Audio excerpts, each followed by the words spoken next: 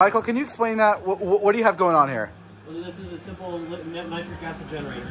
You don't want to store nitric acid because it has very high vapor pressure, so it evaporates easily. So okay. You just put potassium nitrate in concentrated sulfuric acid, and you heat it up a little bit, and you can control the output very well with the temperature. And yeah, it goes right into the cold water here, and the nitric acid dissolves in there. And then you can use this for whatever you need nitric acid for.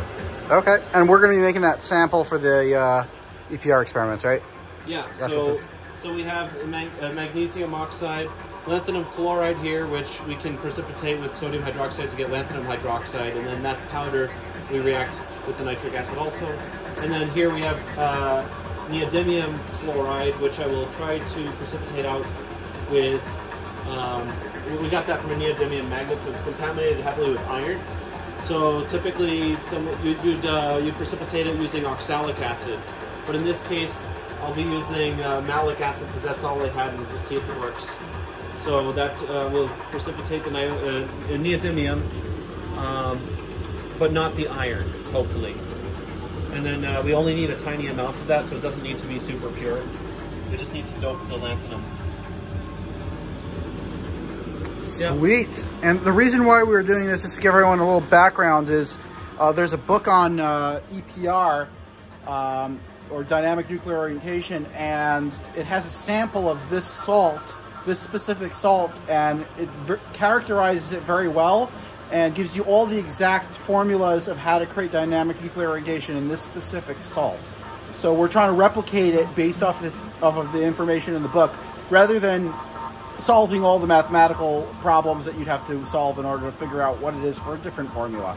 So going off something that we already know. Yeah, so it's also just very, what do you call it?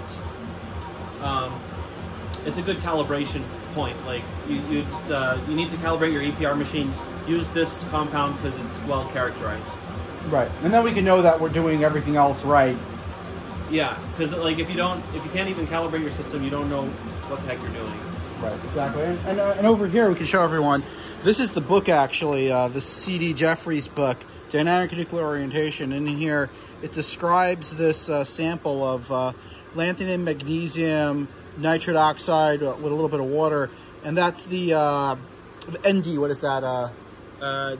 Neodymium. Yeah, the neodymium. So this salt over here, mixed with a little bit of water, produces this spectral graph at that frequency, or this gyromagnetic ratio of 29.91453 gigahertz per Tesla.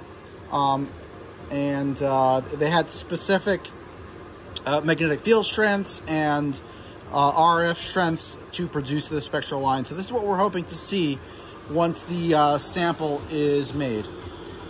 Yep. That's what's going on here at the Falcon Space Lab.